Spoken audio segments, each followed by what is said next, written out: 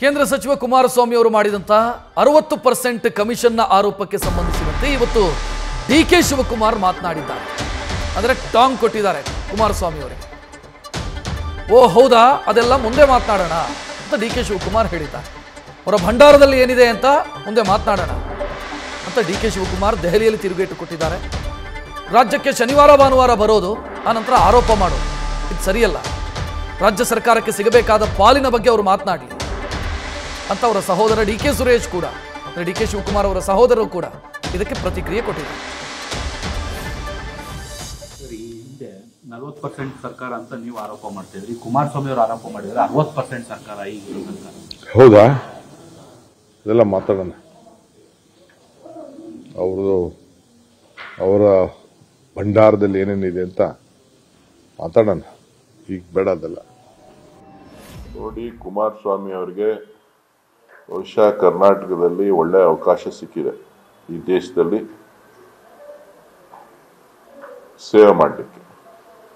ಕರ್ನಾಟಕದ ಅಭಿವೃದ್ಧಿಯ ಬಗ್ಗೆ ಅವರ ಚಿಂತನೆಗಳು ಸಲಹೆಗಳನ್ನು ಕೊಡ್ಲಿ ಅಂತೇಳಿ 25ನೇ ಇಸ್ವಿನಲ್ಲಾದ್ರೂ ಅವರಿಗೆ ಒಳ್ಳೆ ಬುದ್ಧಿಯನ್ನ ಭಗವಂತ ಕೊಟ್ಟು ರಾಜ್ಯದ ಜನರ ಹಿತದೃಷ್ಟಿಯಿಂದ ಅವರ ಸಲಹೆಗಳು ಮಾರ್ಗದರ್ಶನ ರಾಜ್ಯ ಸರ್ಕಾರಕ್ಕೆ ಇರಲಿ ಅಂತ ಹೇಳಿ ನಾನು ಭಾವಿಸ್ತೀನಿ. ಈಗ ಹೇಳಿದ್ನಲ್ಲಪ್ಪ, ಹೊಸ ವರ್ಷದಲ್ಲಿ ಅವ್ರಿಗೆ ಒಳ್ಳೆ ಬುದ್ಧಿ ಕೊಡ್ಲಿ ಅಂತ ಹೇಳಿದ್ದೀನಲ್ಲ. 60% 40% ಎಲ್ಲ ಬಿಟ್ಟು ಜನ ನಿರೀಕ್ಷೆ ಮಾಡ್ತಾ ಇರೋದೇನನ್ನ, ಕುಮಾರಸ್ವಾಮಿ ಅವ್ರಿಗೇನು ಅಧಿಕಾರ ಇಲ್ಲ ಅಂತಲ್ಲ. ಕುಮಾರಸ್ವಾಮಿ ಅವ್ರಿಗೂ ಅಧಿಕಾರ ಇದೆ. ಕೇಂದ್ರದಲ್ಲಿ ಬಹಳ ಉನ್ನತವಾದಂತ ಸ್ಥಾನವನ್ನ ಅವರು ಗಳಿಸಿದ್ದಾರೆ ಈ ದೇಶಕ್ಕೆ ಸೇವೆ ಮಾಡ್ತಕ್ಕಂಥದ್ದು.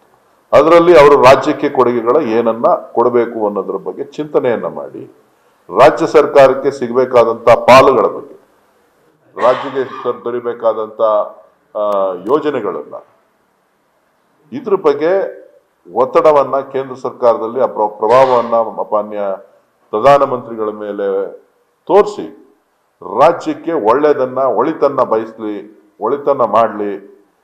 ಬಂದೋದು ಆರೋಪ ಮಾಡೋದು, ಬರೋದು ಶನಿವಾರ ಭಾನುವಾರ ಬರೋದು ಆರೋಪ ಮಾಡೋದು ಅಷ್ಟು ಒಳ್ಳೆಯ ಬೆಳವಣಿಗೆ ಅಲ್ಲ.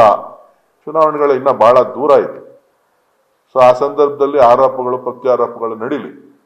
ನಾನು ಬಯಸ್ತಾ ಇರೋದು ಒಬ್ಬ ನಾಯಕರಿಂದ ಅಭಿವೃದ್ಧಿಯ ಚಿಂತನೆಗಳನ್ನ, ಆ ಅಭಿವೃದ್ಧಿಯ ಚಿಂತನೆಗಳನ್ನ ಮಂಥನ ಮಾಡಲಿ ಅಂತ ಹೇಳಿ ನಾನು ಬಯಸ್ತೀನಿ.